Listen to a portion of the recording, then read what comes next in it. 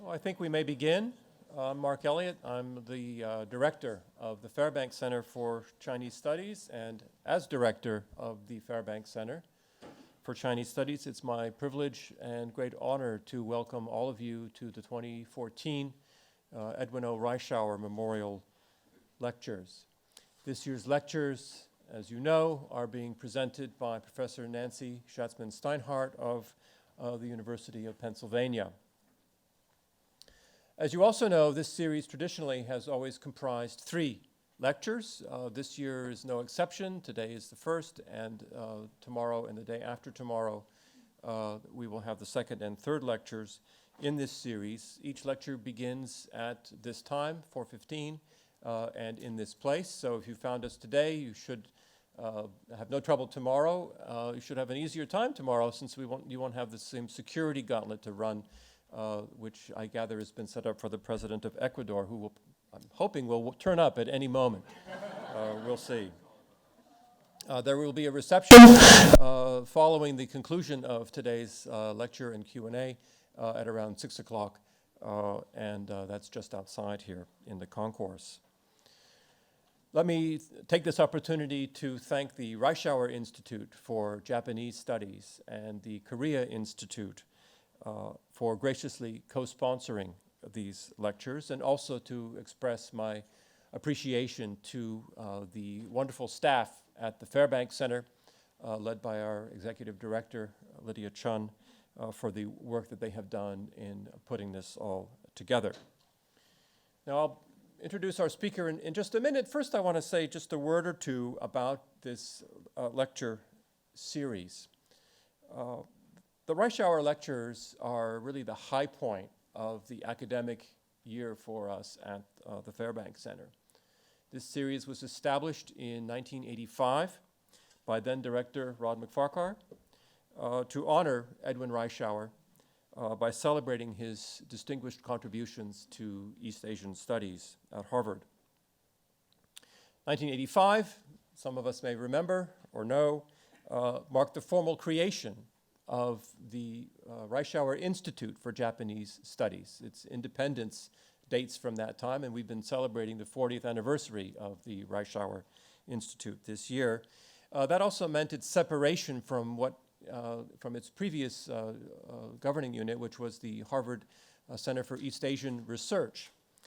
And the Reischauer lectures remind us every year of the need to continue to think of East Asia holistically, even though we are now separate institutes, Fairbank for China, Korea, Institute for Korea, Reischauer for Japan. Of course, we have the Asia Institute as well, which didn't even exist in 1985. And this year's lectures, conforming to this idea of thinking of East Asia holistically, bear the title East Asian Internationalism and Beyond, Crossing Borders in Chinese architectural history, and it promises to be a terrific addition to the series. I sometimes get asked, how come the Fairbanks Center sponsors the Reischauer lectures?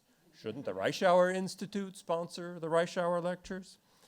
The simple answer is that the Chinese studies at Harvard, and in the US for that matter, owes a lot to Ed Reischauer.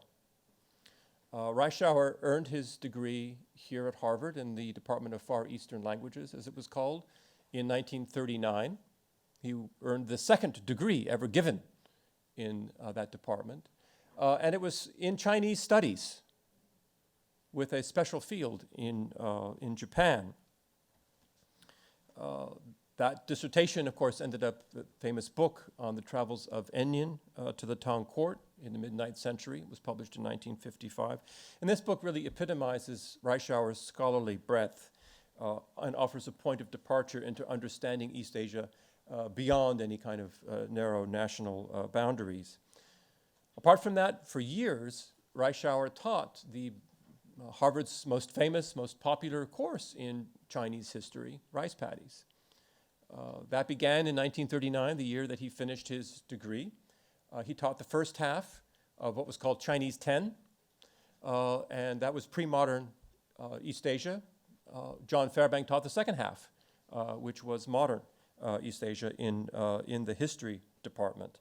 And they taught that class together for about 25 years until the mid-1960s, at which point rice paddies split and there was a Japan survey and a China survey. But for 25 years, he taught Chinese history here. So that's another reason why the Fairbanks Center thinks it's totally appropriate to be sponsoring the Reischauer lectures. Not to mention the fact that he and Fairbanks co-authored the most influential textbook for East Asian history, Traditions and Transformations, which has been through I don't even know how many editions over the years, and certainly many generations of people grew up on that book. And of course, I don't mean to downplay this. Reischauer did dabble in Japanese history from time to time. He did, in 1942, importantly, he taught Japanese, an introductory course in the spring term, to which he recruited promising Harvard undergrads. And there is an alumnus of this Japanese language program with us today. It's Professor Howard Hibbett. And I hope he won't mind my calling attention to his participation in that seminar again this time. The lectures this year given by Professor Steinhardt under the theme we have. Professor Steinhardt is Professor of History of Art at the University of Pennsylvania, and she is Curator of Chinese Art at the Museum of Archaeology and Anthropology at the university. She earned her master's degree and PhD degrees here at Harvard with a dissertation on imperial architecture under Mongolian patronage, Kublai's imperial city of Dadu. And she completed work on this project while she was a junior fellow in the Society of Fellows. This was the first of many fellowships that would come her way, including a Guggenheim in 2001 and a CCK Foundation Fellowship in 2012. She's the author of many books. I won't list them all here. The one I have, my favorite, I guess, is the book on Liao architecture. But we have many others, including a major book over 500 pages long coming out later this year, Chinese Architecture in the Age of Turmoil, published by Hawaii. And she's presently working on a brand new book on the history of mosques in China. She's the co-editor of a couple of different books, many articles and reviews, exhibition catalog essays, encyclopedia entries, and so on. She's much in demand as a speaker in this country and around the world. She's a dedicated teacher, mentor to many PhD students, a very popular teacher at Penn. Her innovative and path-breaking work has established her as the world's foremost expert on the architecture of the Liao. And she has spent her whole career really doing brand new work in the history of Inter-Asian architecture and Chinese architecture. She has the same energy as when I first met her 20 years ago. She never slows down. She was in Mongolia this summer. We'll see some evidence of that in today's presentation, as I understand, where she was doing field work, sleeping rough in the steppe. This is something we can only admire. Her lectures for this week have been well publicized. Today's lecture, The 6th Century as the 7th and 8th, Recentering an International Age in Chinese Architectural History. We are joined today by our colleagues Yukio Lippert and James Robson, who will provide some comments on the lecture at the end, following which we'll have some Q&A. I'll introduce the two of you a little later on. Right now, I would like to ask you to join me in giving a very warm welcome to Nancy Steinhardt.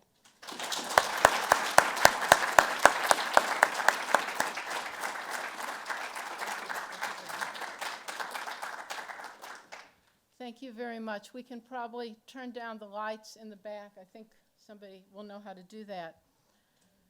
Thank you, Mark, for that overkind introduction.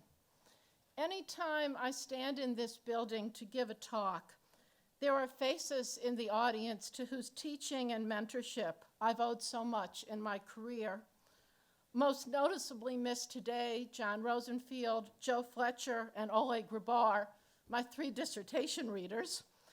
But they and others in the audience, teachers, colleagues, are responsible for research and guidance that will be reflected in what I do this week, I'm grateful and I am extremely humbled by this opportunity to present these lectures.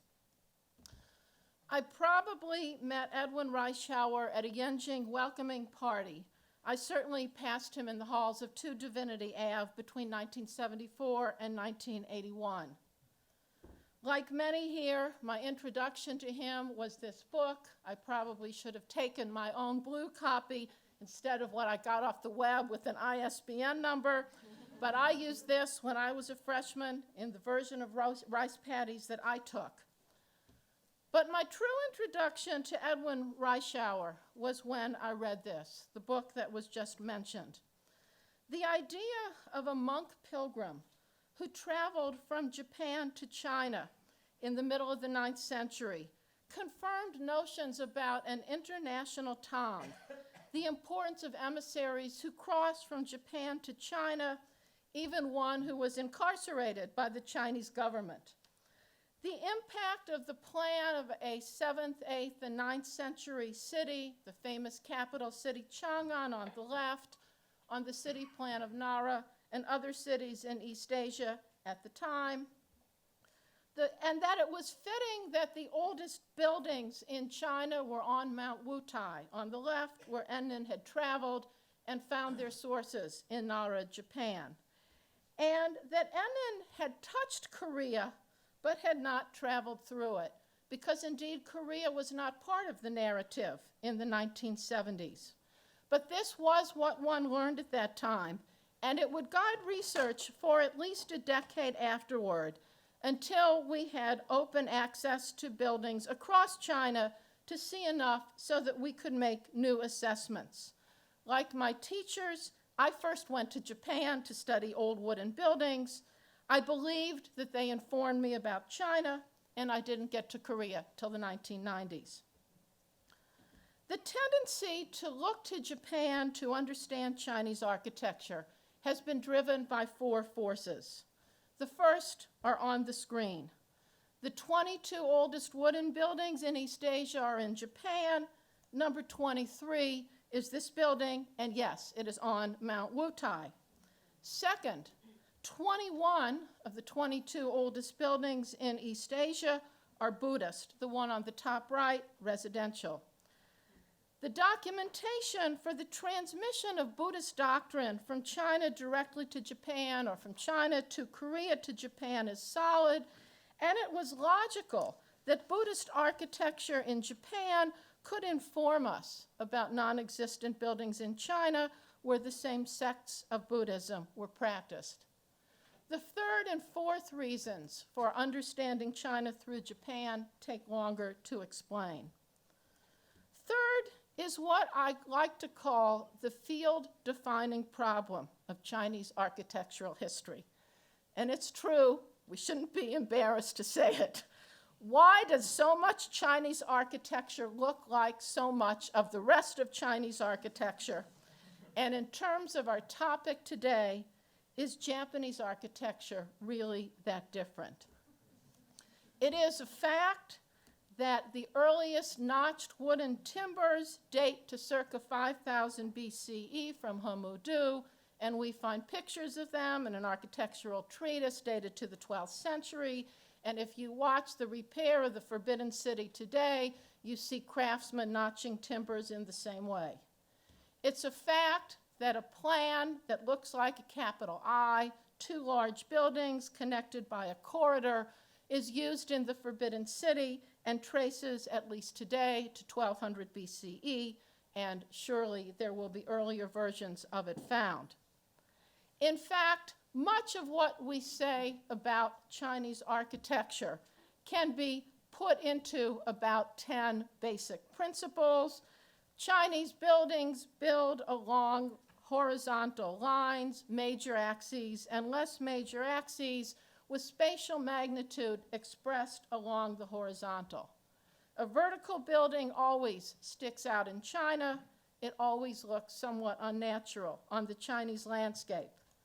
Chinese buildings build around 4-sided enclosure. Those enclosures always have one focal building, but the buildings are never considered independent structures. Implicit in the name of a building like palace is that it's actually a group of buildings, and they also build around courtyards. Gates, always important in Chinese architectural space, they mark the entry to the whole, and they separate the more sacred space behind and the more profane space in front or outside. The core of a Chinese building is a flexible timber frame. Every component of that frame is modular. That module determines the rank. The building on the right is elevated on a higher platform, has more complicated bracket sets and a different kind of roof, and it is more eminent. And we can always tell this even if we can't tell the date of a building. But the fact is that Buddhist or Taoist, Confucian or funerary or palatial, Jewish or Islamic, from a garden or for a residence, built for the delight of imperialists and aspiring colonizers, or just for people seeking pleasure inspired by the Orient. All of these are secondary labels that are often apparent only when one gets inside a building or reads an inscription or a stele. The features that make Chinese architecture recognizable also render it recognizably exotic out of context. That's what you saw right here. But this ability to export and to make these features is because of the clarity, the simplicity, and the strong and powerful imageability, to use Kevin Lynch's term, the imageability of a building. And because Chinese buildings are so straightforward to copy. That's why it's been possible for Chinese civilization to maintain this profound cultural symbol, architecture, in the face of foreign influence. Part of the success of the system is that it's comprised of standardized parts like bracket sets and roofs and just a few very straightforward building types, halls, pagodas, the main one. Structures, however, that readily lend themselves to imitation, so that China and architecture are the dominant messages of almost any wooden building. The fact is that the Chinese timber frame easily reduces to a stick figure. But what this means is that anyone who aspires to empire as it exists in China can erect one of these buildings for a palace or for a temple as a first step, and then modular movement inside means he can transfer an altar to a throne or vice versa, and the exterior remains the same. Whether or not the fact that 13th century architecture so closely resembled 9th century architecture is related to notions such as letting the past serve the present is worth considering. James Watson uses the phrase cultural standardization in referring to the perpetuation of ritual, particularly funerary rites over long periods of time, writing, "Herein lies the genius of the Chinese approach. The system allowed for a high degree of variation with an overarching theme of unity. In other words, bracket sets evolve and can help us date a building, but they always interface with pillars, which always interface with a roof frame."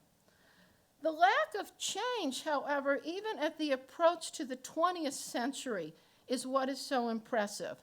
Because by the time we hit the year 1900, theorists worldwide are telling us important messages about architecture.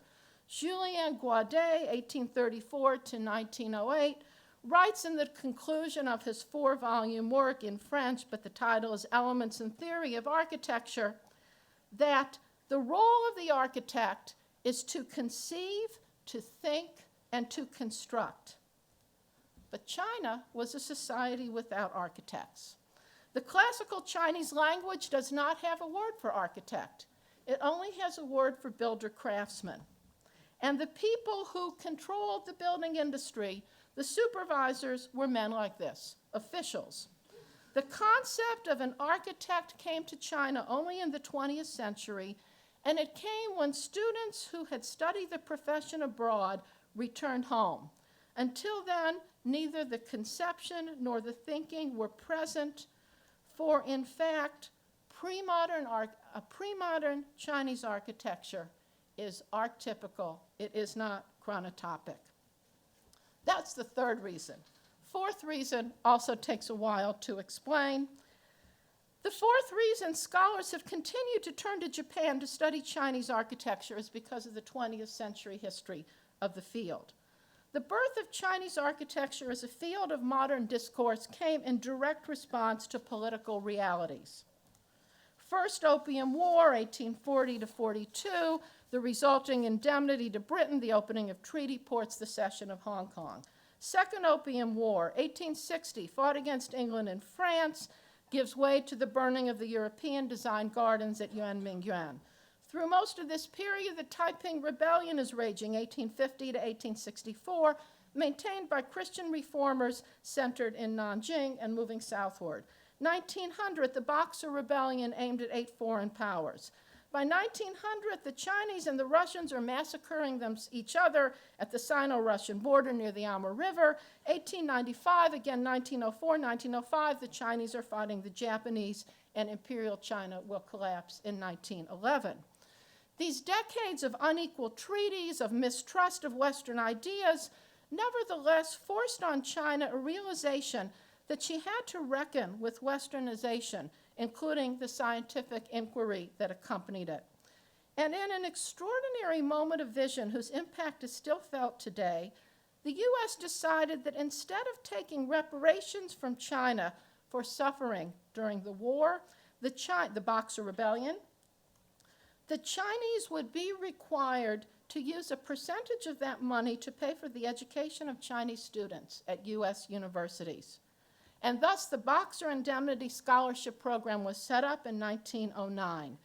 It funded the selection, preparatory training, transportation to the United States, and study for scholarship beneficiaries. Part of the money included the establishment in 1911 of Tsinghua College, a preparatory school for Chinese students seeking to study in American universities. It later expanded to a 4-year undergraduate and then to a postgraduate program that became Tsinghua University. Today, classes were taught in English, and yes, these are Beaux-Arts buildings. Hu Shi, president of Beijing University, famous philosopher Feng Youlan, and the man at the top right, who we'll hear more about, Liang Sicheng, were famous recipients of the Boxer Indemnity Scholarship. At least 30 recipients came to the United States to study architecture, and at least 20 of them came to the University of Pennsylvania. This is a group leaving China to study on Boxer Indemnity scholarships. They came to Penn. They found in class, third from the left on the second row, Louis Kahn, and 2 to his right, Yang Ting Bao. They were classmates. The most famous recipient of a Boxer Indemnity Scholarship was this man, a Boxer Indemnity Scholarship to study Chinese architecture, Liang Sicheng, shown here in 1905 with his famous father, Liang Qichao, on the right, just as he entered the Tsinghua Preparatory School. He came from Tsinghua to Penn. He married his classmate Lin Huiyin. They both studied at Penn 1924 to 1927. He worked in an architectural firm. And on the way home, they took the grand tour of Europe, where he made paintings of monuments that he had studied in class, like the one on the right. A second highly influential architect, architectural historian was this man, Liu Duanzhen. He was a few years older than Liang. He received a strong education in classical Chinese beginning at the age of 4 in his clan school in Hunan, with the expectation that he would take the official exams and become a Chinese scholar official. This was not to be. He went on to a progressive school in Hunan and Changsha, and then in 1913, he became a student in Japan on a different Chinese government scholarship program. He entered engineering in 1916 and transferred to architecture in 1917. He graduated in 1921 from Tokyo Higher School of Technology with an education that combined practical design and the study of Japanese, European, and a little Chinese architecture. Chinese architecture came to him by way of men like this. These are the years of the Japanese occupation of Manchuria. And so the archaeologists, architectural historians came back to Tokyo, and they taught men like Liu Duanjun in their class. 1923, Liu returned to China. He established a program in architecture at Suzhou Specialized School of Technology that eventually moved to Nanjing University. Now, Liu had also seen wooden buildings. He had seen most of the oldest buildings that I showed you at the beginning. And in 1928, he began writing scholarly articles. They included studies of how Chinese architecture could be understood through Japan's earliest wooden buildings. He conducted his first field trip in 1931. This is the group preparing. It lasted 2 months. The students had more than 20 pieces of luggage that included camera equipment, measuring equipment, and the government guaranteed them safe passage on trains to do their work. This was actually earlier than Liang Sicheng's first field trip, but Liang's trip was later in the year 1931, and it identified this building, which was the earliest known Chinese building at the time, the Guanyin Pavilion of Dula Monastery.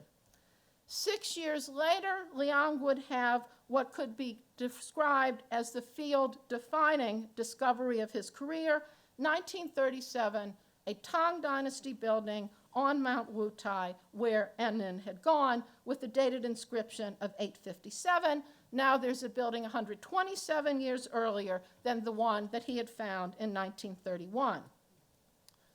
These two buildings fit perfectly into the archetype, a great tradition of Chinese architecture that anticipated what one saw in the Forbidden City. It also confirmed a classical tradition, such as the one that he had studied at Penn, one that could lead into a Renaissance and a Baroque and a neoclassic and ultimately a Beaux-Arts tradition, which came to be built in China when the architects who I've just mentioned returned. And Liang found compatibility in Japan. So top is China, bottom is Japan. This is a study that Liang did where he compared curved beams and ceiling types of a building in Japan dated 756 and one in China that he had found, and assumed that the Chinese prototypes were missing, perhaps would be found, perhaps no longer survived. Liang and Liu worked together in the Institute for Research in Chinese Architecture in Beijing. They went together to Sichuan and Yunnan when the institute relocated in the 1930s and 40s, when the Japanese bombings made it impossible for universities or many institutes to stay either in Nanjing or Beijing. Liang and Liu took field trips together, they published together, and they and others who returned from study abroad and joined their efforts came to be known as the first generation. They had 6 components to their task. They were educators, they had contemporary design firms, architectural historians, textual researchers, historic preservationists, and field workers. We are now on the 4th generation. People in Beijing trace their lineage to Liang, people in Nanjing trace their lineage to Liu. They shaped the field, and they wrote the textbooks that are still used today. They believed in an East Asian architectural tradition that began in China. It's easy to understand why Bannister Fletcher's famous Tree of Architecture, which Liang had first seen when he used this Bannister Fletcher book as a textbook at Penn, continued to be used in China. So I've got a blow up from a different version on the right, but as you see, the archetype and the label under is Chinese-Japanese, one unified tradition. I'm still explaining the 4th reason. The other side of the political aspect of the emergence of Chinese architectural history based on Sino-Japanese archetypes is more problematic. Some of the Japanese archaeologists and architectural historians who conducted research in China and Korea during the years of occupation of Manchuria sought to show Japan to be the true, valid, superior East Asian repository of the Buddhist tradition. They looked to a building like this, the Phoenix Hall of the Byodo-in in Uji. Japan thereby became the caretaker of what the Chinese had not preserved themselves and the place where a tradition from even farther west than China, ultimately a Buddhist tradition from India, had come to its highest resolution. The idea of Japan as the final destination of Buddhist art and architecture based on Tang models positioned Japan as the pinnacle of East Asian civilization and the repository for its most glorious artistic achievements. It was another means by which Japan could fit into geopolitical ambitions of a greater East Asia co-prosperity sphere. Well, the fact is the Tang was an international age, and we learned this as recently as the last few years. So what you are looking at here is the inside of a tomb at a place called Shorum Bambagar in Bulgan, Mongolia, that was excavated in 2009. I'm showing you now the plan on the top, and below it is the plan of a tomb dated circa 706, first decade of the 7th century, in Chang'an, the capital of the Tang dynasty. You see that even the air shafts come down to then the main chamber. This is not a well-published tomb, so I'm showing you a few of the murals. If I didn't tell you that these are sitting in Mongolia, I think that those of you who know Tang painting would say they come from Chang'an. They certainly come from that tradition. And these two examples of sculpture also come from the tomb. But even more interesting, the one comparison that I want to emphasize is that on the right, you're looking at a line drawing of a building above an archway on top of the entry to the back chamber of a tomb dated circa 710 in Chang'an. And on the left, you're looking at a building from Shorum Bambagar with the same, in the same position. And that's what I'm looking for. Extraordinarily here, if you look really closely, right here, this is what you're looking at. The one in Mongolia even has the auspicious cranes, the good omen, that as far as I know, we don't have in any of the Chinese prototypes. But the fact is that our evidence of an international Tang still comes primarily from pictorial evidence. People still look at this woodcut done in the Song dynasty of the Jetavana monastery. They still look at transformation paintings of Buddhist paradises from the walls of Mogao caves at Dunhuang. We still have only 4 wooden buildings, and we have just a few more pagodas than that number. But if we look 1 century before the Tang, we have a very different image of East Asia, and it is indeed an international image. So China in the 6th century looks something like this. I'm beginning on the left. It begins with the movement of the Northern Way, their capital in, I hope you can read these. If I point, it's going to take me more time, but I'll do a little pointing. Capital right here, falls 493, and move to Luoyang. So that then takes us into the 6th century. In 534-35, the Northern Way splits into Eastern and Western Way. That's easier to see on the middle map. We have 2 more capitals now, one in Chang'an and one in Ye, which is in southern Hebei in 550. Eastern Way becomes Northern Qi, Western Way becomes Northern Zhou. They end in 577 and 581 respectively. And in the south, the capital remains in Jiankang. That's the city that is Nanjing today. We go from southern Qi, 479 to 502, to Liang in the middle, 502 to 57, and then Chen, 557 to 589. The sizes of the empires change, the capital doesn't, so we have 8 dynasties, 5 capitals, and only the southern rulers native Chinese. We begin in the city called Pingcheng on the map on the left, the city that's today Datong. This is the earliest Chinese monastery now known through excavation. It's called Siyuan Fuose. It's dated to the end of the 5th century because it's assumed to date before the transfer of the capital to Luoyang in 493. I am going to be interested in what might be up here later on. It is due south of this tomb, the tomb known as Yongguling. This is the tomb of Empress Dowager Wenming. She was laid to rest in 484. The monastery may have been part of her funerary complex. The tomb may have been constructed in response to the monastery.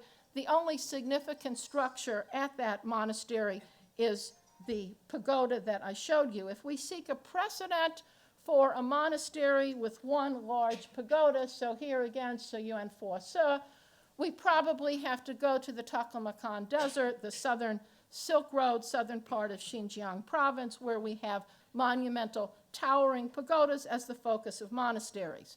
So that's our first kind of plan. Our second capital in China gives us a different plan. There also was a towering pagoda.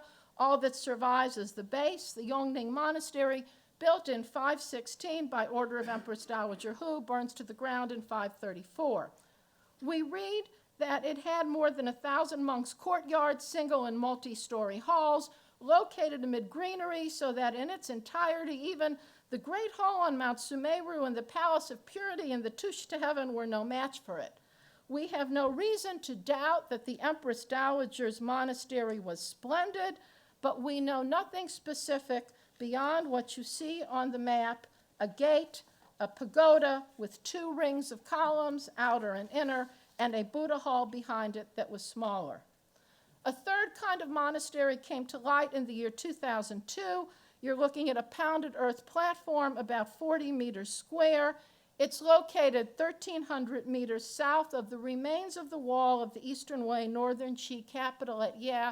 This is the city to which the eastern part of the Northern Wei went when the Northern Wei fell, or split, I should say. We are again looking at a central pillar pagoda. We are looking at 2 rings of columns, just as we saw at the Yongning Monastery pagoda. It's given the name of the town where it was excavated, the Jiaopengcheng Pagoda. Smaller in dimensions than the Yongning Monastery, but as I said, the same plan, and we assume that it is imperial or had imperial patronage because there's a reliquary crypt that had precious objects. 2010, more excavation comes to light, and now we have 2 symmetrical platforms with a monument in each one, and these are larger than the pagoda, and the belief is, than the central pagoda. Perhaps this is a pair of twin pagodas. We can't rule out that possibility. These are about 100, the platforms about 110 meters on each face. Also in the 21st century, excavators returned here. By returned, I mean that in the 1950s, something was found here that's now covered over. It was this burning lantern pagoda. No one came back for more than 50 years. You'll hear how this plays into the history of Chinese architecture tomorrow. But it turns out that the monastery is recorded in the record of Taiyuan Prefecture. Taiyuan Qianzhi says that it was founded in 556. Here's the plan. And again, we have our second example, and again, it's Northern Qi. We have our entry, we have our 2 symmetrical structures, another building, and the burning lantern pagoda is, I think it's over here on this, it's here, and then here are the remains of the monastery. The standard history of Northern Qi tells us that the Emperor Gaoyang climbed here and had a great Buddha carved into the cliff, and this is what the cliff looks like today, and indeed there almost definitely was a great Buddha carved here. So we have 3 plans from the 6th century in China, each associated with a different capital, the one in Datong, the one in Luoyang, and then our Northern Qi plan that we have, for which we have 2 examples. Each one spreads to Korea. And just for reference, Buddhism comes to Koguryo in 372, to Pekchen 384, and to Shilla in 527, and there is a different monastery plan associated with each one. So beginning with the earliest, Koguryo, we're in the vicinity of Pyongyang. The capital was moved here in 427, so we date this to the 5th century or later, where we have our pagoda and 3 Buddha halls, and maybe also Buddha halls here, and how you're looking at it, pagoda and Buddha halls behind it. Sometimes the Buddha halls come on 3 sides of the central pagoda. The central pagodas in Koguryo are octagonal. This is the reason that I wanted to come back here, one large central pagoda, our earliest monastery plan. There is something up here, we don't know what, but perhaps a line of Buddha halls from which we only have one. Second monastery plan associated with the Paekche kingdom. The earliest Paekche monasteries date to the 520s, the last right up to 668 before Paekche's fall to Showa. The 4 I show you here are in the vicinity of Puyo, and they all have the plan from Luoyang, the Yongning Monastery plan. How to interpret the plan of Paekche's most famous monastery, Miroksa, is subject to debate. Maybe it's 3 examples of our gate, pagoda, Buddha hall. Maybe it's 1 pagoda and 3 Buddha halls behind it. The third kingdom, Shilla, is where we find the twin structures. This is the remains of Hongnyeon Monastery, and the fact that it was founded in 528 makes it very interesting because our earliest evidence of twin structures, presumably pagodas, here, perhaps here and here, from China is a little bit later. It's northern Qi. So right now, Korea may have the oldest example of this. And then we come to Shilla's most famous monastery, the Hwangmyongsa, where we have 3 plans, and they are, in fact, the 3 plans that we see in East Asia, pagoda, Buddha hall. Then we get 3 Buddha halls, so this doesn't come first. And then we get the twin structures down here. Then Buddhism comes to Japan, officially in the year 538 with the presentation of an image from the king of Paekche. We see all 3 Korean monastery plans, and we see 2 more. Yes, my dates here are now in the Tang dynasty, but I'm allowing for movement of imagery and religion from the 6th century in China and Korea to Japan. And we are looking at the earliest evidence of Japanese monasteries. What we're looking at here is from what's known as the Fujiwara capital in the vicinity of Asuka, south of Nara. So we begin on the left with the Asuka-dera, founded in 588. Number 1 is a pagoda. We have 3 Buddha halls around it. On the right, a plan that's a little more challenging. The second of the 4 great monasteries of the Asuka capital has a pagoda and a Buddha hall and 2 gates. And the only precedent that I know of for this takes us to city planning in China, where we have 2 gates and we have 2 sets of structures behind, one the Hall of Audience and the other the palaces. And this indeed is the plan that we find in the Nara capital in Japan, but there isn't such good evidence to say that city planning and monasteries share a plan, but it is worth considering. What's more interesting is that we see in Japan with our 3rd monastery now the unity with 1 gate, the Kawada-dera, and the pagoda is now becoming smaller, and the Buddha hall is becoming larger, and then the latest of the 4 great monasteries gives us our twin pagodas. The monastery on the left, the 3rd of the monasteries from the capital at Asuka, is located near a monastery called Tachibana-dera.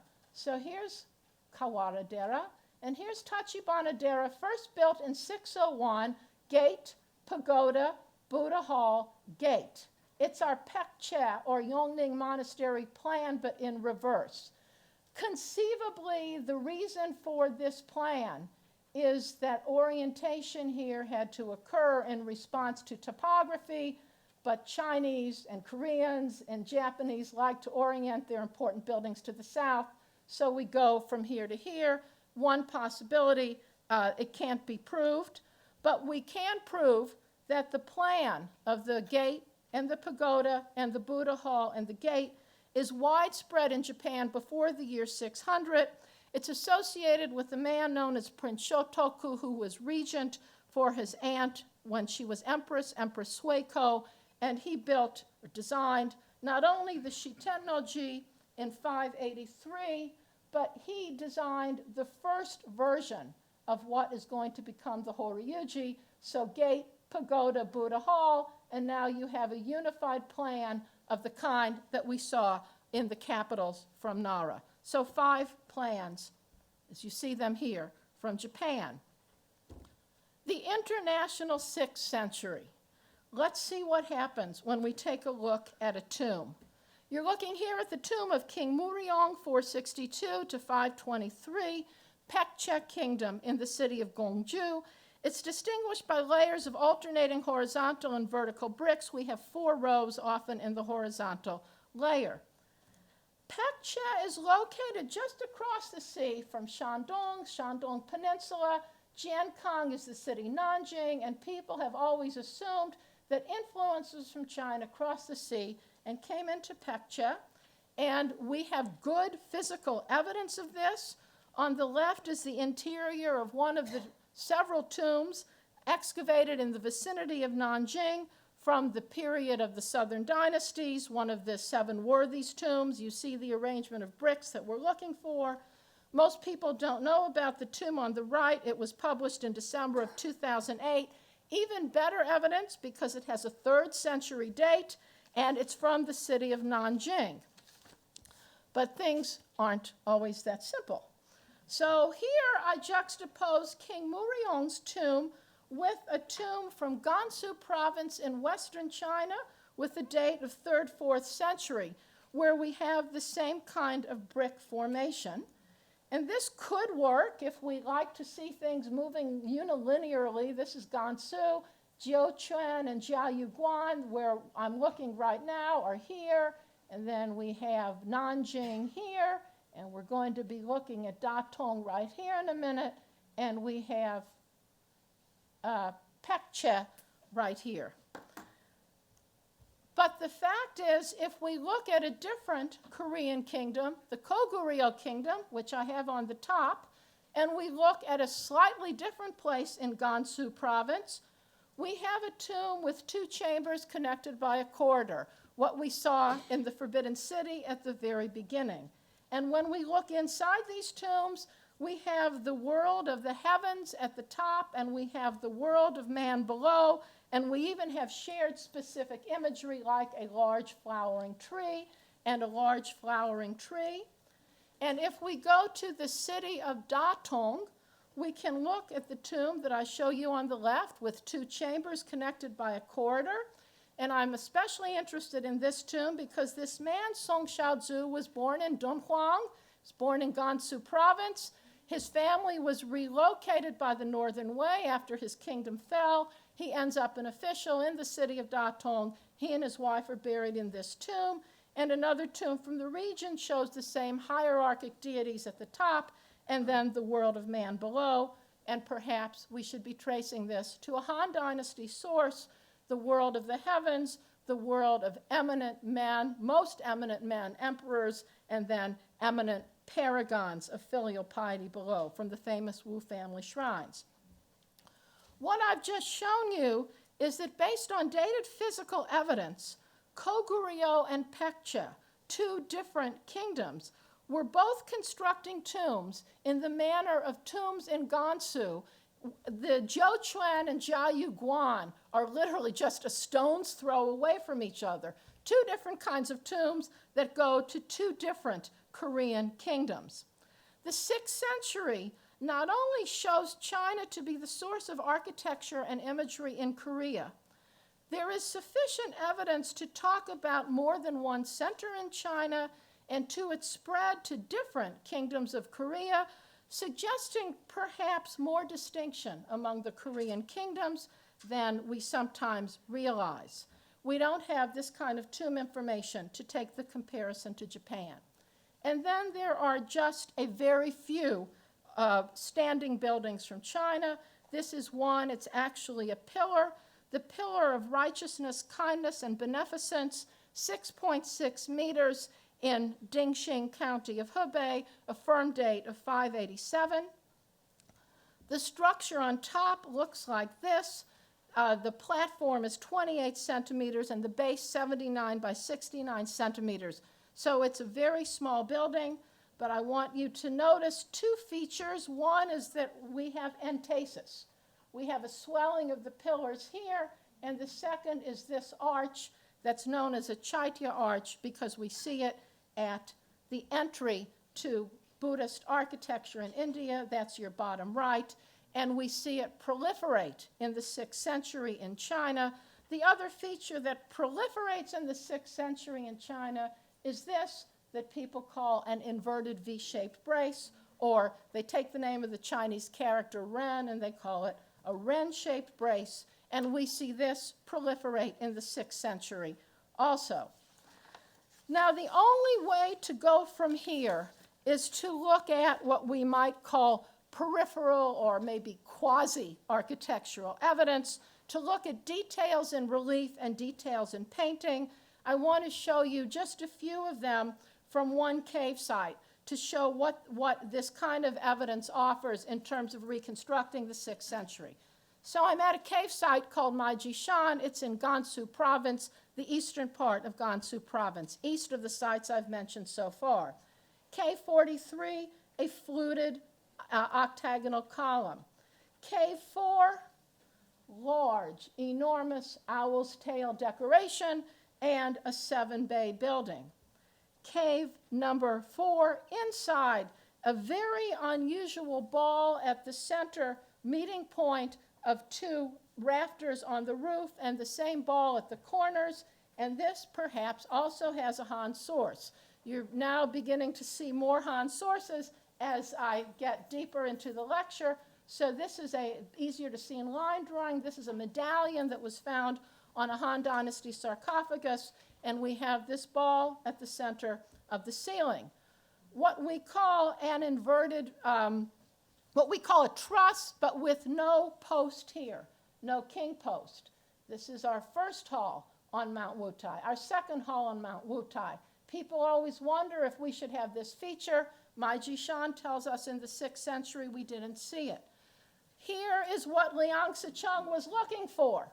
The curved beam that we have in the East Hall in China, we have it in Japan, but we have it at Maijishan in the 6th century. And this very interesting feature, the suspended fish, Geigyo in Japanese or Xuanyu in Chinese, we see this in much later architecture, especially in Japan. We have it here, 6th century in China. Sarcophagi, sarcophaguses, provide the other kind of evidence. We have many of them from the Tang dynasty, but like the Tang buildings, they're kind of generalized. They don't give us the kind of specific information that I'm about to show you from the 6th century. And by way of background, we have evidence of architecture from sarcophaguses as early as the 5th century on the left. We have many examples, such as the one on the right from the Han Dynasty. Our official Song Xiaozu was buried in this sarcophagus, and it has our inverted V-shaped brace and our very simple bracket arm with just 3 parts at the top. Our octagonal column that we've seen proliferates in the 6th century, but we take it back to the 4th century on the bottom left, and we take this back to the Han Dynasty also, and that's what you're looking at on the top right. Across the river, the Museum of Fine Arts, we have this sarcophagus. It belonged to Ning Mao, who died in 527. It has the 3 fundamental components, that is the elevation platform, the walls, and the roof, and also the 3 pieces of a wooden frame, bracket set layer, the column layer or pillar layer, bracket set layer, and roof frame layer in wood, kind of generalized, but sometimes when we're lucky, we get specific features. These are pieces of a wooden sarcophagus. It belonged to a man named Shudi Huiluo. He died in 562. He was buried with his wife the next year, and we have very specific bracket sets, and we even have a kind of brace with 3 little flutes on it, Timu, that we find in later architecture as well. And this is how it looked on the left when it was found. On the right is how it's been reconstructed. But the sarcophagus I am most interested in is this one. It belonged to a man known as Master Shur, who died in the year 579, was buried in Xi'an. The bracket sets are a little bit more complicated, but this feature is the one that is most interesting. So we've got our three pieces on our bracket set, and we've got a block, and then we've got another little piece right there. It has a name. It's called Mindo. We also can find it in painting in the Muagao caves back in the Tang dynasty, but I'm pushing all these features that we've associated with the Tang back, as you can see. I'm also emphasizing the fact that this kind of evidence that I'm using is excellent not only for specific features, but to emphasize this idea of archetypes, what I said at the beginning. We have what we would call archetypical features. So we have in this small-scale structure excavated in Henan, circa 600, it's an undated tomb, enormous owl's tails. Rafters that curve, and wood really couldn't work this way. Enormous bracket arms. You'll see why I'm interested in them in just a minute. We have to have a tiny bracket set, but it couldn't support anything. We even have a band with lotus petals on either side. We have pilasters, all the features that we need to tell us we have the archetype of China. I showed these buildings to get back to Japan, because the small buildings raise the same issues as using Japanese buildings to inform us about lost wooden architecture in China. The place one turns most often is the Buddhist monastery Horyuji. This is the monastery founded by Prince Shotoku, at least the original part down here was founded by Shotoku. It's fitting to turn here because 10 of our 22 oldest wooden buildings in Japan are at the Horyuji, and we're most interested in 4 of them. The Buddha Hall, known in Japanese as the Kondo, an unusual structure by any measure in East Asia. It's a 1-story building. It appears to be 2 stories with an extra set of roof eaves, but I'm interested in it because we have our Mindo here. We have this extra piece, or sarato. We have a curved cloud-patterned bracket arm, and we have our inverted V-shaped braces. Same features on the gate from the Horyuji, what's known as the central gate. These cloud-shaped bracket arms, our inverted V-shaped braces. We also have entasis in pillars. I show you only this picture of the pagoda to mention that it has a central pillar running through it, and in the covered arcade, we have our curved beams. So in the 3 buildings that we look at, we have the features that are going to figure most prominently in our definition of the archetype, and we'll see now where it traces. Now, what's the date of these buildings? The date of everything at the Horyuji is controversial. I don't have time to explain the controversy. Everything has to have been there before the year 747 because all of these buildings are mentioned in an inventory of the monastery. People and I also use the date 710 for what you see here. Again, we're in the Tang dynasty.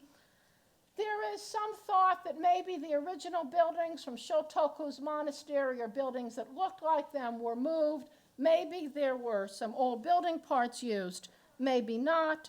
We have other evidence from Japan earlier than the Horyuji to show some of the features that I'm interested in, like the very long bracket arm, like the cloud patterning. Same thing here at a shrine that's dated to the mid-7th century. Everything that I have just shown you in the 6th century in China and at the Horyuji, the fundamental features are found in 3-dimensional evidence from the second part of the Han Dynasty in China, the 1st and 2nd centuries. So here you're looking at our long bracket arms and the fact that they undulate, not exactly in a cloud-like pattern, but they undulate. Here we're looking at our inverted V-shaped brace, and here we've gone to Liaoning province in the northeast to show it. I wanted to show you that the Horyuji Pagoda has a central pillar, because here we're looking at our central pillar, and this is a cave, not Buddhist. This is a tomb in Sichuan province. These tombs are in the region of the Three Gorges, near the city of Leshan. And if we had time to talk about ceilings, you would learn that many of the ceilings that we associate with later times in China also trace to the Han Dynasty, and these are some of them. In other words, information from Han suggests that indeed China probably is the major generating force of architecture in East Asia, but perhaps the prototypes are Han, perhaps they will trace even earlier. 5 concepts have been central to this talk, and at least 4 of them will continue to be important tomorrow and Thursday. First, Chinese architecture can be described as a closed system. This is a term used to describe the interaction of parts in the natural and social sciences. Sometimes it's traced to Hegel's attempt to explain historical development as a dynamic process.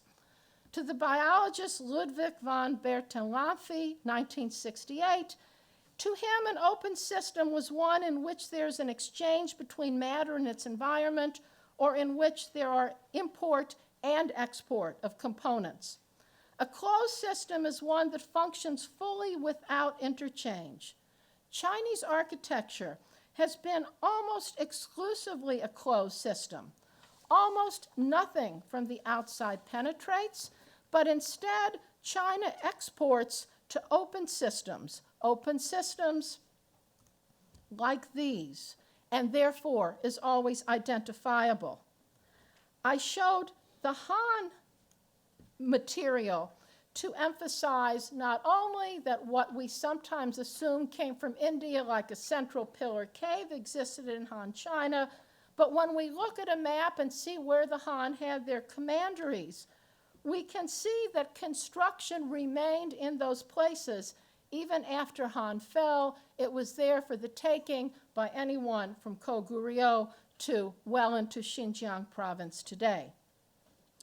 My second point, relevant only today, is to suggest a parallel with Peter Brown's field-defining term late antiquity, dated variously from circa 250 to circa 750.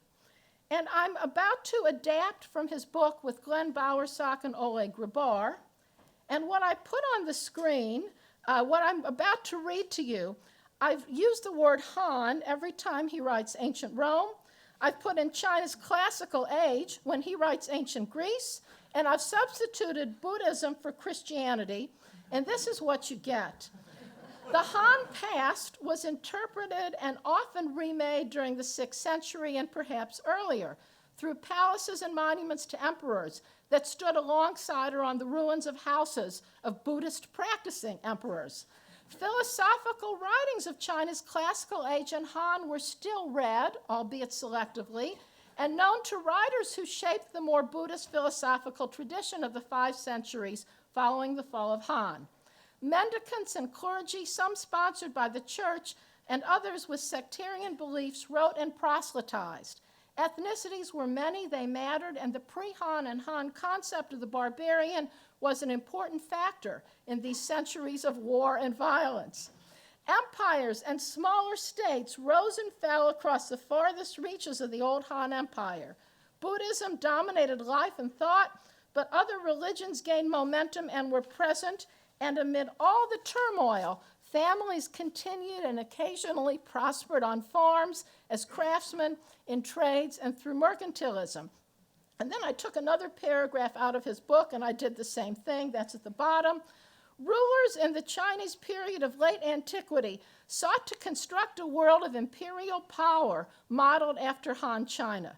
They were the greatest patrons of the age. They viewed architecture and cities as ways to identify themselves as supreme rulers of all the territory that had formerly belonged to Han, including Han's outpost commanderies and regions beyond those borders. Many of the rulers were Buddhist, still more of them patrons of monuments to glorify Buddhism. 3 more points. How does Han architecture or Chinese architecture come to be built outside of China? We readily say craftsmen and handbooks, yes, no doubt, and I think there is something else. In his study of understanding the past through memory rather than direct contact, Eviatar Zerubbabel justifies applying collective memory to ancient and non-European contexts, as well as modern Europe, which is his subject.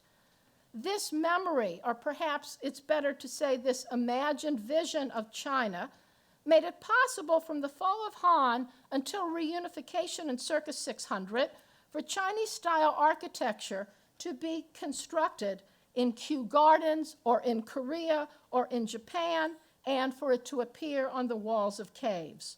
Rulers saw Chinese architecture when they conquered, even if they destroyed only to rebuild it in its likenesses. A vision of something outside and what it symbolized would bear fruit in every part of Asia touched by China for many centuries after the 6th, particularly when parts or all of China were ruled by foreigners. Fourth, you've probably wondered why I haven't quoted more texts. I will do that in the 3rd lecture. But this push-pull between text, image, and excavation probably has been explored in every graduate seminar on any aspect of Chinese art since 1949. For the period that we are dealing with, the texts just don't give us specific enough information. I quoted from the record of Buddhist monasteries of Luoyang, Chinese of course, when I mentioned the Yongning Monastery of Empress Dowager Wu. Another quote from that text goes, "The emperor built cool wind tower on the terrace so that he could ascend to view the Luo River. Below the terrace were a curved lake and pond. To the east was another tower. To its east was the wooden angler's terrace that rose 20 zhang." We have a specific measurement. The hall had red pillars with carved rafters, and pictures of immortals were displayed in rows. The emperor came here to escape the summer heat. From the record of eminent monks, continued, in the year 520, the emperor repaired monasteries for his parents, one with 36 sub-temples, one with a 7-story pagoda. That's very specific. A main hall with 8 golden images, and lecture halls for more than 500 nuns. Another text about the city of Nanjing, written in the 8th century, tells us the Tongtai Monastery had a 9-story pagoda with 6 large halls and 10 smaller halls. There were meditational rooms, east and west platforms, trees, other plantings, and a pond. It took more than 10 years to complete, only to be destroyed by an earthquake. The texts support what we find, but they don't describe how the buildings are put together. They cannot be used except in conjunction with the sites. My methodology today, and largely in the next 2 days, is to turn to the buildings as the primary source. Sometimes those who write the text have never seen the buildings about which they write. And then, of course, there are some buildings, including what we see tomorrow, that have never been recorded. What then about this reliance on architecture in miniature or in relief or in paint? Again, we do this primarily today. The validity of using small-scale objects that are surely, that are surely not replicas, but which replicate specific parts, has been with us for more than 70 years of Chinese architectural history writing. The first modern books about Chinese architecture explained everything before the 9th century with these kinds of examples or evidence. Rolf Stein continued to use them and other non-structural evidence in The World in Miniature, 1943. Old ideas may deserve to die, but often there is some value in them. For the 6th century, the period when we know both about Chinese architecture and how far it impacted beyond China's borders, this kind of evidence remains essential. Thank you. Pick up here.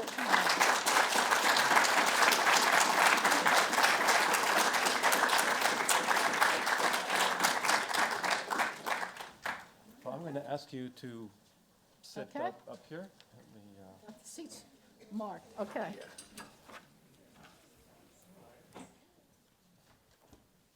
Thank you so much. I will say that I think Nancy rarely, if ever, talks about a building she has not herself personally seen.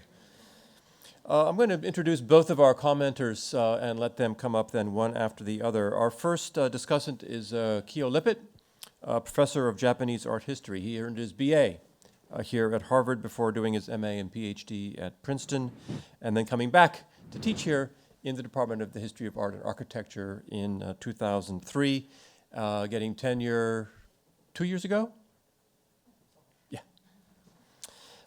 His research interests focus primarily on pre-modern Japanese painting, with a special emphasis on Sino-Japanese painting associated with Zen Buddhism. He's taught at Heidelberg and Tokyo, been a fellow at the Center for Advanced Study in the Visual Arts and at the Getty. And he directs the arts program in academic ventures at the Radcliffe Institute. The best news, though, about Kyo is that his book just won the John Whitney Hall Prize at the 2014 AAS. So congratulations, Kyo, on that. That's great. And our second commentator, another colleague here at Harvard, James Robson, professor in the Department of EALC, got his PhD from Stanford. And specializes in the history of medieval Chinese Buddhism and Taoism. His book, Power of Place, won the Stanislas Julien Prize and the Numata Prize in Buddhism. He's now working, some of us have heard some of this work, on the history of the confluence of Buddhist monasteries and mental hospitals in Japan. He's one of the few faculty colleagues I was thinking of who is on the executive committee of both the Fairbanks Center and the Reischauer Institute. And so he really epitomizes this kind of straddling that Ed Reischauer does. It speaks to his extraordinary breadth and also to the fact that he's a really cool guy to hang out with. So I will turn things over then to first Kyo and then James, and then we will open the floor for questions.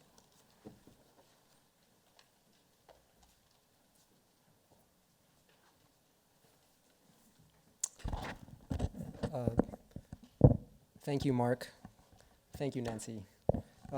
It's a privilege to be able to address this first lecture by Professor Steinhardt for the Reischauer series. And what I'd like to do first is to kind of, I think, situate slightly more panoramically what her efforts today, but more broadly, her intellectual and scholarly projects over the years have meant for East Asian architecture, because the study of East Asian architecture doesn't exactly constitute a field in the Anglophone sphere, in the sense that there aren't yet enough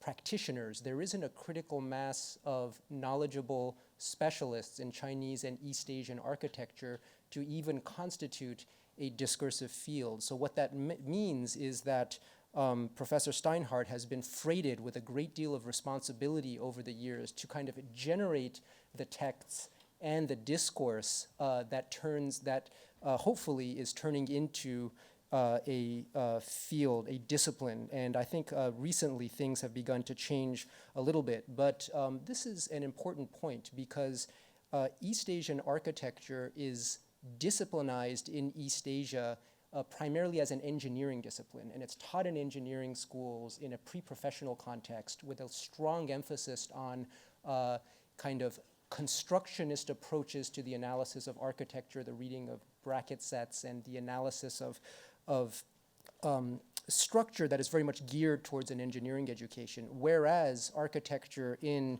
the Anglophone sphere is, of course, taught as a kind of liberal art, a humanistic discipline, which is born out of the efforts to make architecture the equivalent of acts of other types of cultural representation, such as poetry and certain kinds of visual arts from the Renaissance onward. So Professor Steinhardt has been working very much within this space, this disjunctive space between the way East Asian architecture is taught in and studied in East Asia, and generally speaking, the way architecture is studied in the West. And of course, it is not, she has not chosen one mode or the other. It would be highly inappropriate to try to teach East Asian architecture on the model of Southern Renaissance architecture, because as she points out, there aren't really architects. There isn't the kind of cultural or professional equivalent of the architect working in China. And I think her approach, which is to really understand Chinese architecture as a system, as a vocabulary which unfolds based on specific typologies, and to understand the inner mechanics of how that system works, its regional variations, the cultural, social, political, historical context in which those variations evolved, in which drift takes place within that system, is a really wonderful one, which is also, I should say, very useful for the study of architecture in the East Asian region. She has found a wonderful language that is really adequate to the object of Chinese and East Asian architecture in her work. That's just a prefatory comment that I like to make before addressing the question of interregionalism.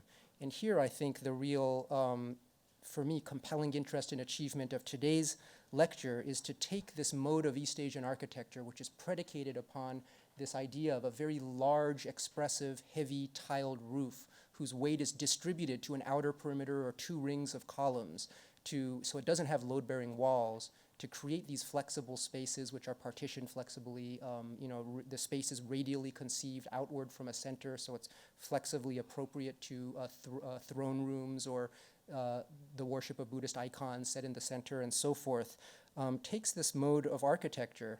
And traditionally, it has been understood to have disseminated in this very vague way throughout an East Asian macroculture for timber frame architecture, whose earliest buildings, as she points out, are really in Japan in the 7th century. And the entry point for studying this East Asian macroculture of timber frame architecture has traditionally been Japan and Nara and the buildings from the late 7th and early 8th centuries at Horyuji and elsewhere. And she has kind of relocated that entry point to various cultures of building and sites in China itself, thereby creating lots of ripple effects and all kinds of, necessitating all kinds of readjustments, which we're still all going to be in the midst of making for many years and decades to come.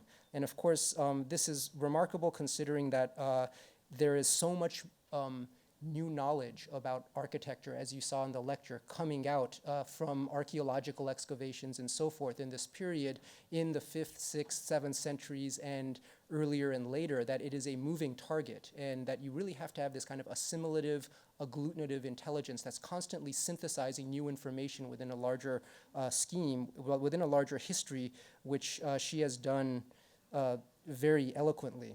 Now, I just wanted to make two more observations about today's lecture and interregionalism, the first of which pertains to the consequences of understanding, of moving back some of the centrifuges for architecture that we associate with China in this period, from the Tang to earlier, to the pre-Tang era, which for me is very interesting in thinking about architecture in Korea and Japan, because you are talking about a decentralized period in China where you have multiple centers for government and multiple cultures of building. And this is especially interesting when one thinks about how Buddhism and the material culture associated with Buddhism disseminates throughout East Asia in these periods. Primarily, as Jonathan Best and others have pointed out, they disseminate through acts of diplomacy at the very top of the food chain. In other words, Buddhism, of course, doesn't disseminate through the proselytizing activities of lots of wandering itinerant priests or anything like that, but they are through acts of diplomacy where you kind of, preemptively and aggressively gift items of Buddhist culture or anything else to certain kingdoms in the Korean peninsula or clans in Japan, and then the architecture and other things follow. So what that means that is, instead of a Tang Empire, which is from which architecture is disseminating, you have multiple nodes or centrifuges from China from which architecture is disseminating. So that process is much more dynamic and related to the ever-evolving political alliances of the 5th and 6th and 7th centuries. And of course, there are 3 or 4 entities in the Korean Peninsula, many more in Japan, as well as China before Tang. And so it's just a much richer way of understanding the tapestry of how architecture is transposed and unfolds by moving it back from the Tang. I think that's a very important consequence for those of us working in places like Japan and Korea. And finally, I'd like to address this concept that Professor Steinhardt proposes about Chinese architecture as a closed system, which when it is transposed to other regions becomes an open system, is moved into context, I should say, in which there is an open system, and thereby it adjusts accordingly, is conditioned and inflected in slightly different ways by its new regional context. And I also find that very enriching for the study of architecture in, as she calls, the international East Asian sphere in this period.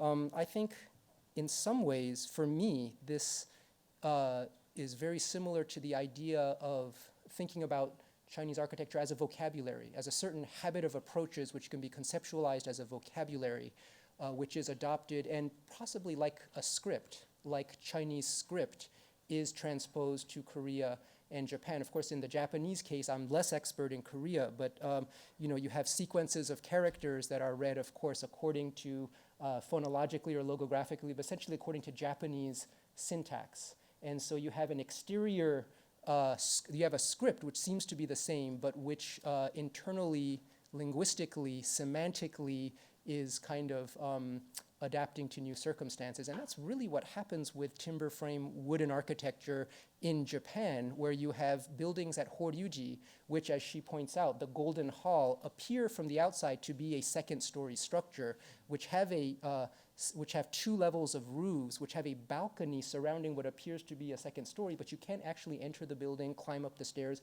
and come out on the balcony and look out at your surroundings. It's too small a space.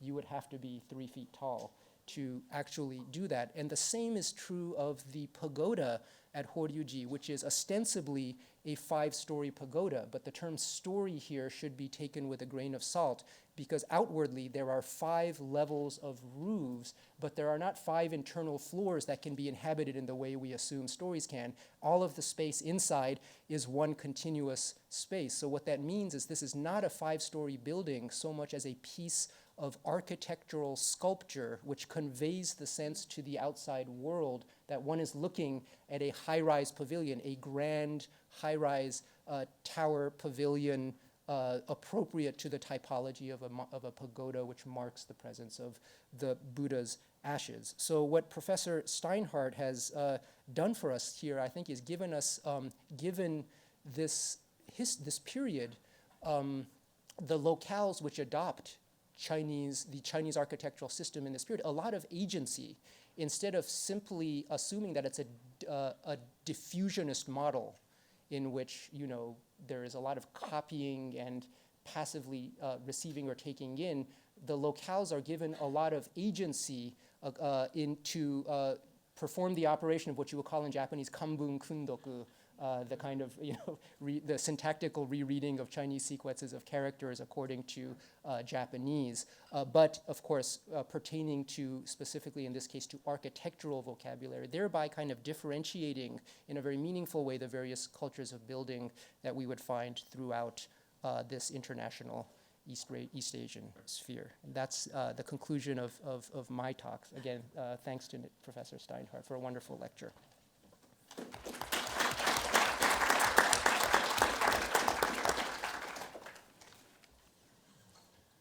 Great. Thank you very much, Nancy, for that wonderful and very rich talk. So following Kyo is always tough because he actually knows something about architecture. And so I'm going to engage Professor Steinhardt's talk in a slightly different way, but try to open it up in some ways as well. I actually first met Professor Steinhardt through her work by meeting a student of hers, Tracy Miller, in China some 15 years ago. And she had such a passion for talking about bracket sets that it absolutely blew my mind. I had never met anyone like this before. She went on and on and on about bracket sets. I knew she had studied with Professor Steinhardt since she talked about her in such glowing terms that evinced a real respect and admiration. I was then very excited not to only meet, but also to travel to Western China with Professor Steinhardt some years ago, and it was a truly illuminating experience for me. We hung out quite a bit on that trip. I don't know if I was cool to hang out with or not, but I was so entranced by the casual discussions of architecture when we viewed different sites. It really does take a different type of looking and training of the eye, and she had such an encyclopedic knowledge of things that I probably bugged her a lot by tagging along and asking questions about all the places we were at. Today, Professor Steinhardt has presented a rather ambitious thesis of the flow of architectural influence from China to Korea to Japan. Her use of architecture in this way actually has close synergies with other recent scholarship on material culture and even textual and doctrinal work that seeks to see East Asia in a more integrated way, a place where ideas, practices, and objects were in motion, a much more dynamic picture that we still have not come to fully appreciate. But how did technology such as architecture and knowledge move? Were Buddhist monks the carriers of technology, or what role did they play? A few specific terms came to mind to me as I listened to Professor Steinhardt's lecture today, and I would say that the two are the words transformation and transposition, particularly as linked to miniaturization. I'd like to first underscore the point that she raised about the multifunctionality of the same architecture, not just in terms of a model, but what we might call architectural transformation itself. Indeed, Buddhist monasteries enter the historical record as fundamentally transformed sites. A record in the Historical Digest of the Buddhist Order says, for example, that according to the explanation of names, the term si, or monastery itself, originally designated the name of a government office, a homophone, si. When monks coming from the West arrived in China, they temporarily resided within government offices. In order to not forget their original connection to government office, when they moved to separate institutions, they continued to use the word si in order to refer to their new residence. This is the origin of the name used for Buddhist monasteries, or the Sung Si. Other terms used for temples and monasteries, such as Dian or Tang or Yuan, also derive from terms used for administrative offices. The initial connection between Buddhist monasteries and imperial administrative offices was retained in more than just name. Indeed, throughout later Chinese history, it became common for officials or elites to donate their private palatial residences in order to have them converted into monasteries. There were no major issues involved in this repurposing, or, as we might say today, upcycling. Although Buddhist Vinaya prescriptions state that, quote, the construction of a residence was not to entail the destruction of plant life or ancient sanctuaries belonging to other religions, we know that transformations happened on a grand scale. The transformations, or the multi-use of sites, comes out clearly from one temple record that I've read involving the Shengye Chan Si, and it goes like this. A source says that Yu of the Xia dynasty, one of the great old sages, built the refreshing palace in order to make offerings or to pacify an image of Shun, another great old sage of the past. During the time of Tang Wuzong, it fell out of use. Lady Yang Ziying granted some money to restore it, and the name was changed to the Gratitude to the Nation Monastery. Another record says, this is the old site of Yu's palace. During the Zhenghe reign of the Northern Song, it was renamed as the Shen Xiaogong, or the Divine Imperium Palace, a Taoist temple. Later, this Taoist institution was again converted back into a Buddhist monastery. So not only is the structure multi-adaptable, but the same actual place was being cycled through first an old shrine to sages, then a Buddhist temple, and then a Taoist temple, and then back to being a Buddhist temple. And never did they change anything about the structure. At different junctures of history, we even find imperial decrees for one religion to take over the buildings of a different tradition. The Tang writer Sun Yazhi, in one inscription, even, quote, celebrated the expulsion of monks from property seized from a local cult in Shanxi, and also lamented the spread of Buddhism at Confucianism's expense. As prevalent as these cases of sites that were transformed into Buddhist monasteries are, we should be clear that the transformation was not just in one direction, and Sun Yazhi's inscription goes on to suggest that by the Tang, there were backlashes against the Buddhists for their aggressive conversions of these places. Dumu, for example, wrote a commemorative inscription that notes that, quote, a Confucian pavilion was built with materials collected from destroyed Buddhist shrines. So even the parts themselves could be reassembled in these different ways. And I could go on and cite others. There's even cases of Buddhist monasteries then turning into Manichaean temples as well. So this type of conversion of architecture would not be surprising to scholars of other religions. During the reconquest of the Iberian Peninsula in the 11th century, for example, Islamic mosques were converted into Christian churches, just as their churches had been converted into mosques a few centuries earlier. We also know that many Christian chapels in Egypt were established through the conversion of pre-Christian rock tombs, and that some megalithic monuments in Brittany were incorporated into early Christian churches. This seems to be akin to the model that Professor Steinhardt has suggested, with the formative models coming from Han architecture, but fully in place by the 6th century. As I was listening to Professor Steinhardt's talk, I kept asking myself about the role of texts in all of this, and it was at the very end that she weighed in on that, concluding that texts don't tell us enough. And I would say that's just like ritual texts as well. You can never perform a ritual with the text, nor could you build a monastery or a building. One might ask if texts really only confirm what is found in the material record, or can some texts alert us to certain developments? But rather than quibble with that claim, I think it's more important to mention the other important concept introduced briefly in Professor Steinhardt's talk, that is the usefulness of studying the miniaturization of architecture, something used to great effect, as she noted, by Rolf Stein in his classic The World in Miniature. But how to use such things as evidence, how to use those miniature sites. There is actually good evidence for this from other parts of the world that's presented in an elegant little article by Jonathan Z. Smith entitled Constructing a Small Place that might be worthwhile taking into consideration. He describes, for example, miniaturized versions of the Church of the Holy Sepulchre that resemble little playhouses. One description, he says, although such a Holy Sepulchre still replicates the architecture of the real Holy Sepulchre in Jerusalem, its architectural form loses its functional meaning.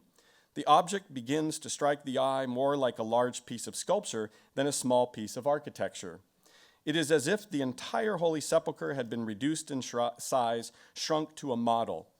He argues in a way very similar to the call at the end of Professor Steinhardt's talk, that miniaturization produces a kind of clarity missing from both the original and large-scale copies.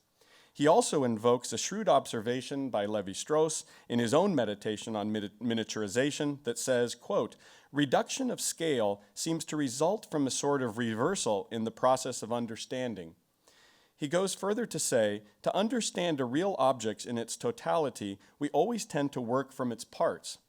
The resistance it offers to us is overcome by dividing it. Reduction in scale reverses the situation. By being quantitatively diminished, it seems to us to be qualitatively simplified.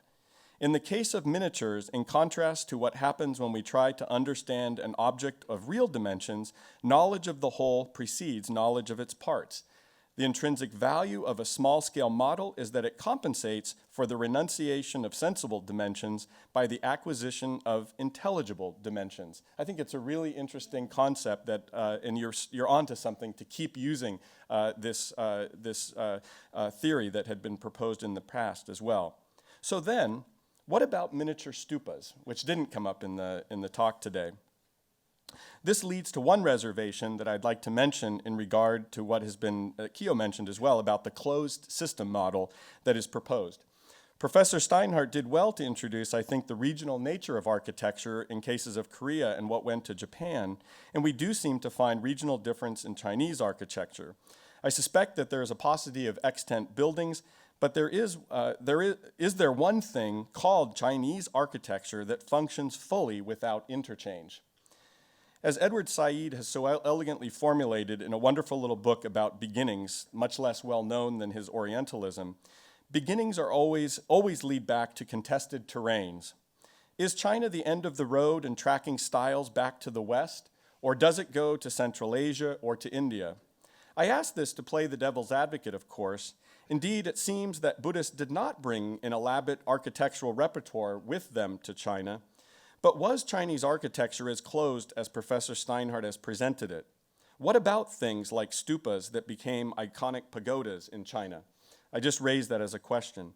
Or perhaps we might consider things called sutra repositories or scriptural pagodas, which is something that is indeed found at Horyuji in the 7th century, as well as at other sites in Japan, but is described in texts as, yes, like its predecessors in China, but also bears a close resemblance to Dao Xuan's description of such structures in his plan of the Jetavana Monastery of India.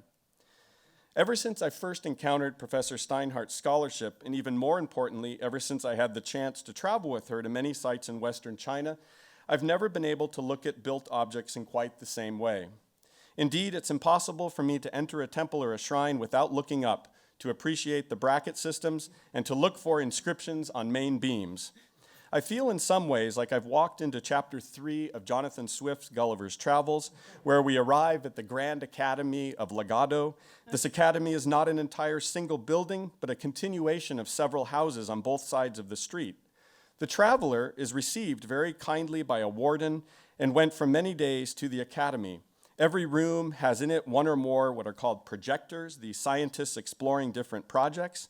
The first man seen has been 8 years upon a project for extracting sunbeams out of cucumbers. But there was also a most ingenious architect who had contrived a new method for building houses by beginning at the roof and working down to the foundation, which he justified by referring to the like practices of those two prudent insects, the bee and the spider. One can read this material, as one may listen to Professor Steinhardt's lecture today, as an attempt at what I would call reversibility, or going back to the beginning to see things in new ways and propose new theories, or overturn accepted ones, turn buildings upside down, and even change the direction of the field. Even if I'm primarily a text scholar, you have certainly attuned my eyes to thinking about the ways that architecture can be read, especially from the top down, and I thank you for that. I'm very much looking forward to the fresh ideas that are to come in the lectures to follow over the next 2 days. Thank you.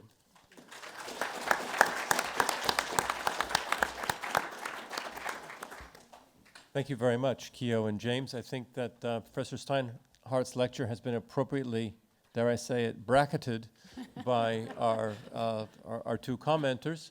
We're going to open the floor up for questions for about 10 minutes or so, and then we will adjourn to our reception. So recognize, if you could just say your name quickly. Hi, my name is Xin Wen, and I'm a PhD student here in Narration and Architect Studies. And I want to follow up on what Professor Robson mentioned a little bit. He talked about the possible Central Asian influence in Chinese architecture, and here in your slide, on the picture on the upper right corner is the Sakar. I don't know how to pronounce this thing. Sarcophagus. Sarcophagus from the Shijun tomb, right? So we're looking at the northern face of the object, but on the other side, on the southern face, which is the face that you will see when you enter the tomb, we find the only Chinese Sogdian bilingual epitaph that we have. And also, from what I read, a lot of art historians read Sogdian motifs in the relief around this object. So I was wondering how, so from a certain aspect, you could see this object as a Sogdian object and not a Chinese object. But from your perspective, it's in line with the tradition of Chinese architecture. So how do you think these two views would accommodate with each other, and how do you think that we should understand what, for example, Chinese architecture mean in this context? Thank you. So I think your question proves my point. There definitely are Sogdian motifs. There are Sogdian deities. Shijun himself is a Sogdian. But he chose to bury himself in a Chinese building with bracket sets, with pillars, in fact, with a piece on a bracket set that exists in Japan and in a Chinese roof. So from where you're sitting, you can't see those decorative motifs. In fact, I don't see them here. I have to be standing in front of the sarcophagus. But from a distance, you're seeing a Chinese structure, and you don't even know that it's a sarcophagus. I think that's the point. The decoration can be Sogdian, and he himself can be Sogdian. I mean, if I can talk for a minute about the stupa and the open and the closed system. That's why when I was talking very quickly about the Chinese, about what should exist in Chinese architecture and space, I showed the pagoda. And I said it always sticks out as unnatural on the Chinese landscape. Now, the fact is, the single pagodas that I showed you from the Taklamakan Desert are stupas in Central Asia, and they date no later than the 4th century. But by the time we enter China, those roof tiles and bracket sets overtake them. So it becomes part of the Chinese system, but you're right. The stupa is the one structure that the Chinese never could figure out exactly how to accommodate. That's why there can be one, there can be two, it can be on the axis, it can be twin, there can be three, it can be in its own precinct. They never completely figured it out, and it looks unnatural. But you're right. Yeah. Other questions from the floor? Paul Cullen. Are there other architectural regional cultures globally which you would also characterize as closed systems? Or is the East Asian architectural heritage the only relatively closed system? So maybe the closest would be Roman. But the problem there is that Rome doesn't survive for 5 millennia. Right, that there's change in the country that's today Italy. But there are certain, I mentioned Kevin Lynch, who writes a book, I think probably in the 1960s, The Image of Architecture, and uses this term imageability. There are certain building types that have very profound images. Medieval cathedral has a very profound image, even if you don't know if it's Romanesque or Gothic or which part of Europe it comes from.